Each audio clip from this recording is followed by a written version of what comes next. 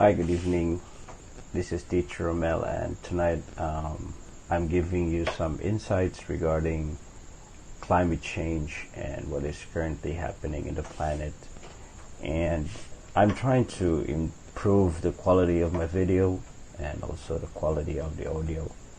So this is part of my testing of the quality of how I deliver my vlogging. So I hope you appreciate my efforts, and this is also a dedication to my students. Thank you for greeting Happy Teachers Day, and I thank my students, especially the grade 9 under me in the subject ESP, or the values education. Now, for tonight, what I can give you is an information, a sort of collective analysis or observation of what is happening in the world in relation to climate change, and why is it very alarming, and why we should be vigilant about it. So first, let me just define what is the runaway climate change and the tipping point. A lot of scientists have said that by the way, before I proceed, I would like to provide a disclaimer that I'm not an expert. However, I just make my observations and my ideas. I just express my ideas based on the opinions of experts, and also based on my personal observation. So experts have said that the runaway climate change is that when the problem of climate change reach a climax, we would never revert it back to normal, and storms, earthquakes, natural calamities of whatever forms would become severe and frequent. And right now, those things are very evident in the news everywhere. So a few days back, we've seen that there were back-to-back storms that ravaged Japan, and it caused flooding in Japan. Even it ravaged Tokyo. But the Japanese are very resilient, so the problem was, easily went quiet.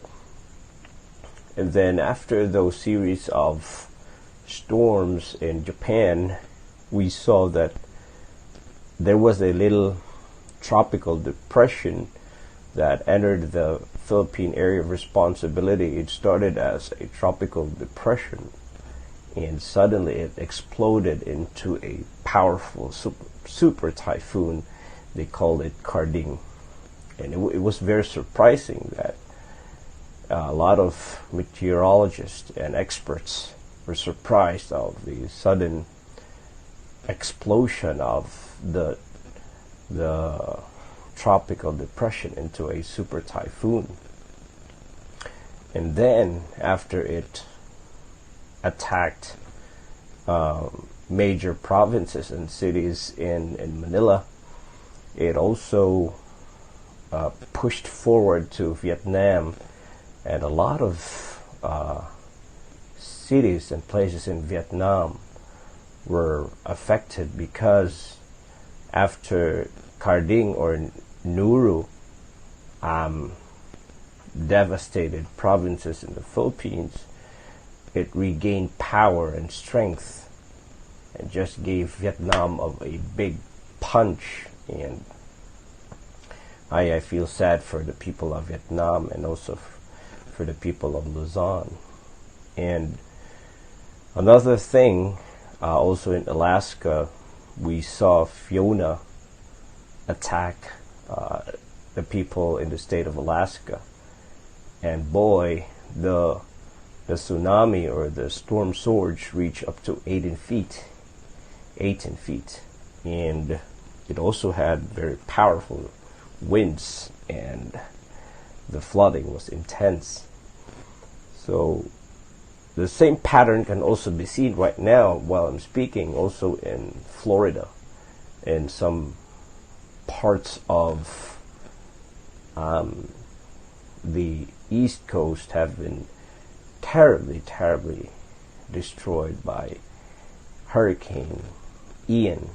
So we have big names here. We have NORU, we have FIONA, we have Ian, both powerful storms back to back attacking different major cities. Now we're not talking of when we talk about Ian, we're not talking about Asia here. We're talking about the United States of America, where a lot of Filipinos see America as a land of milk and honey, a land of security and stability. But right now, if you look at Florida, it looks very sad and depressing, and a lot of American leaders were, saddened about this. So it is very scary right now, because we're still in the month of, within the span of August and September, and we know that the Philippines, powerful storms such as Bagyong Oring, Odette, and Yolanda, all of which occurred within the period of November to December. So it is very alarming that even within the period of August, September, within these 2 months, there are already a lot of storms that have attacked various nations of the world. And it is also alarming that despite what is happening, our attention has been focused on geopolitical conflicts such as war in Ukraine and Russia. So we have a serious problem, which is the climate change, and yet we're so focused on the war, and we tend to forget that storms and natural calamities also have a big impact in our economies, our health and security. So the thing that I would like to ask you is, are we really now in the tipping point? Are we at a stage of our existence where we might, in our lifetime, experience a dramatic effect of climate change? So, or are you optimistic that we still have a chance of redemption, or is it now too late? So please do